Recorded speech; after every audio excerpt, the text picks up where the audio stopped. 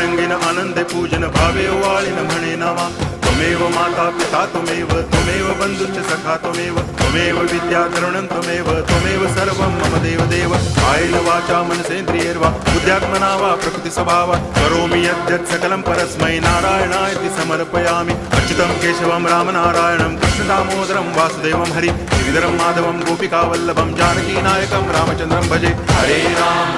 Ram